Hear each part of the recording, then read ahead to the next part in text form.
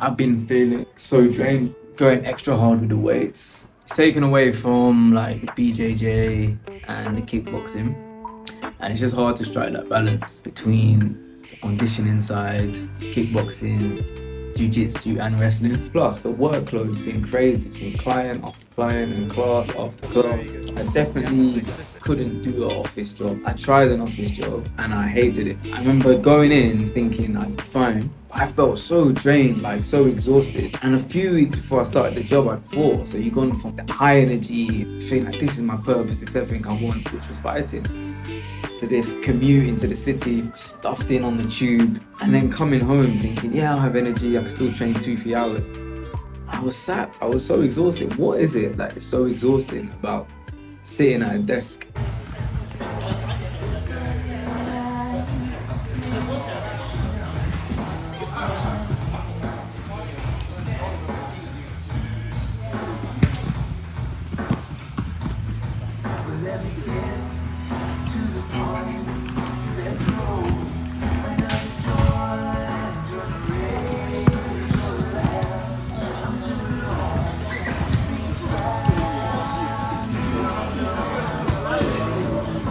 Let's go, Ty, don't settle.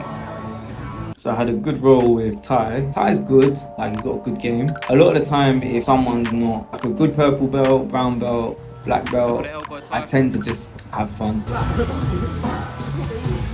Head up, Granby rolls. And jiu-jitsu is like, I know it's very cliche to say this, but it's a place where you find stillness, you find a peace, because you're so present in the moment. A lot of the time when we get a depression or an anxiety, we're usually depressed about the past and where we are, like how we've got here today, and we're usually anxious about the future. When you're in a role, when you're just sparring, you're so in the present moment, you're so caught up in what's happening now, that you can't look on the past and be depressed, or look forward and be anxious. It's something that's helped me a lot. I know it's helped a lot of people speak about this. It's something I try to apply to my life outside of MMA.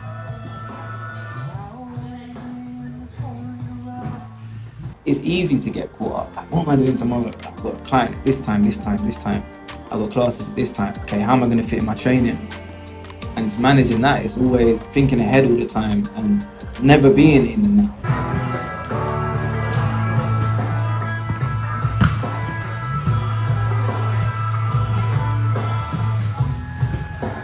I don't know if you ever get this, but sometimes in your brain it can feel like you're just moving at 100 miles an hour. Jiu-jitsu or even sparring, like Muay Thai sparring, boxing sparring, it gives you this stillness. Obviously he's doing an interclub soon. His MMA career has been difficult, where he's had a lot of injuries, and it's the first time I'm really seeing him motivated now, which is sick because he's always had a lot of potential.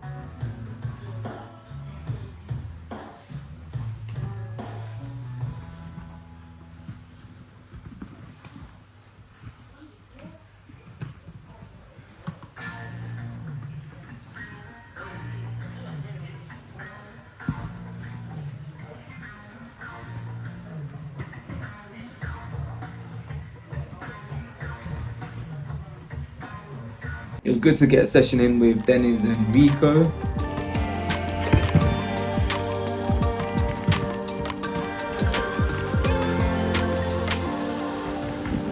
Obviously Rico's coming up to do his first interclub. Dennis is like the young hungry lion. Yeah, more space. This kid's just 17, he's 1-0 as an amateur. Let's do his hip as tight as possible. There, now you're just falling to that side where you want to take him. Fall that way. That's it. Frame Dennis. Good. Make space, good. Because you be keeping that forward pressure on him as he's making that space to get up. And as a coach, when you see like a young talent like that, you have to nurture. You don't want to get too far where you give them too much pressure, because they're just starting to come into life. He's just got his first girlfriend, which I don't know. Like, you gotta let people live. If I 100% have my coaching hat on, I'd rather my athletes didn't have relationships and we were single, so they could just focus 100% on fighting. But it's cool, he's young, let him enjoy it. Turn that kick over, Rico. Have intention of where that leg's landing. Nice. I didn't know you could head kick. Good.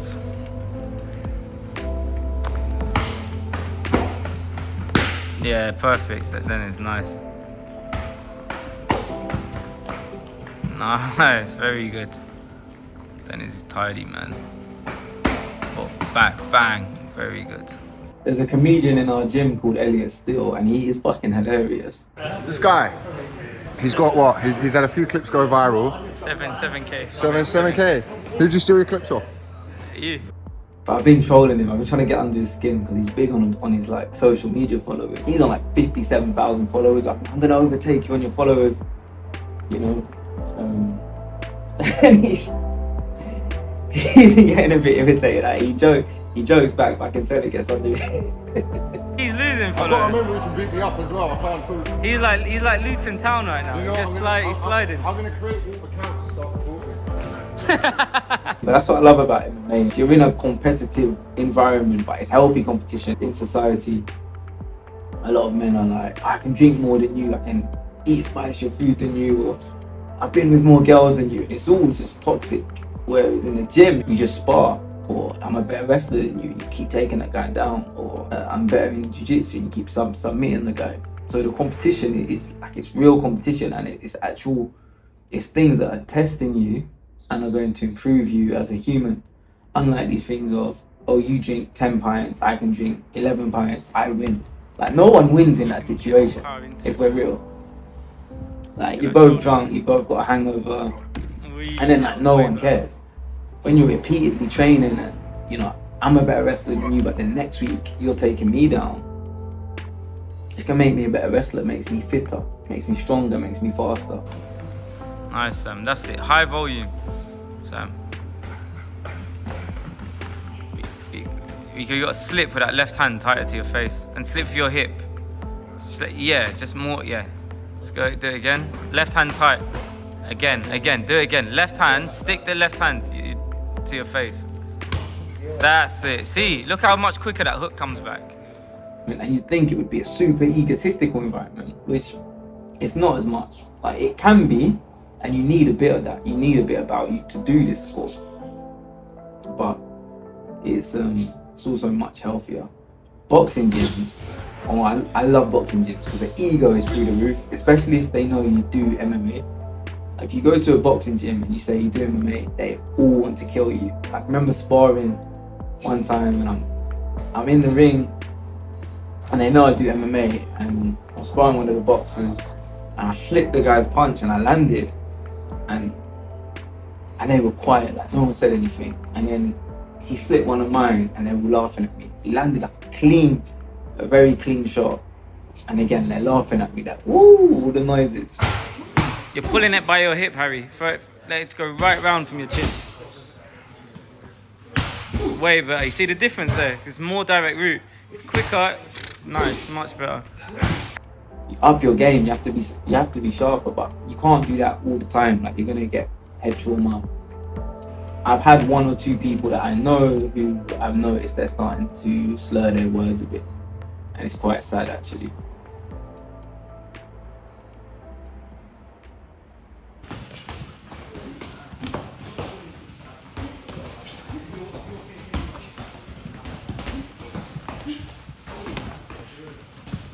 Festus was back in the gym, which was sick, because this is a kid with, I say kid, he's a man. I shouldn't say kid really, but he's 25, 5-1 as a professional, and we had a good thing going. We had 3 fights. He was the underdog for all 3. We won 2 and we lost the 3rd, and he hasn't quite got back into his rhythm since. Chase, good, keep chasing, protect your legs, keep your legs back. And back in pressure on the cage, there's 40 seconds. Keep the pressure on the cage, oi. Come on, let's go, jab dip. Oi. Excellent, Festus, man. Festus is like a cat. He can get out of any situation. You try to throw him, he's gonna land on his feet. He hits like a truck. Nice. Take the back, climb the back, climb up his back. Don't rush now, don't rush. Stay on his hips. Good. Right, see where he is. Good. Watch your back. Get him. Nice, Festus.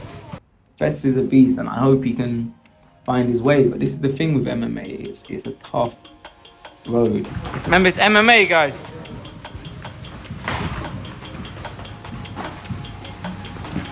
It's good. Don't look at the legs, Zion. Keep your eyes up. That's better. If you train MMA, you're gonna meet people who were amazing and just fell off. Maybe they got a kid, like they get their wife or their girlfriend got pregnant, and they had to stop training because they had to suddenly become very responsible. Fighting doesn't pay bills for a long time, so they had to work and they struggled to manage it. Or a big life event happens and they fell off, or they got an injury, or they've been training since a teenager and they just lost interest. There's so many things that can happen. Good. Head up. Good man. Excellent, man. And I've seen I see some guys fight who are good, like on Cage Warriors and stuff. But I've trained with guys who are better than them and they don't train anymore. And I guarantee in every gym, anyone who's fought at amateur or professional, they will all know at least one person like that who was incredible and just stopped. And this is what you don't see. You see the fighters in the UFC, the ones who make it. You got to remember, those fighters are a culmination of everyone they've trained with. And they'll know that one person who was probably even better than them, but had to stop for some reason. There'll be one person that they look up to that no one knows. I don't know them, you don't know them, but they know them. And in their heart, they still look up to them. It's a tough road, and I'm always conscious of that when I'm coaching fighters and athletes.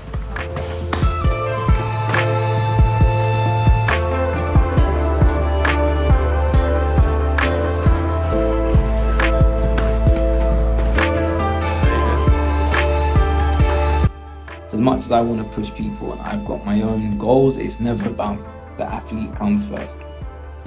Athlete always has to come above the coach. The moment as a coach you start putting yourself above the fighter, the level's gonna go down. The fighters are gonna lose the heart for it as well, and you're not gonna get the results you desire. Yeah?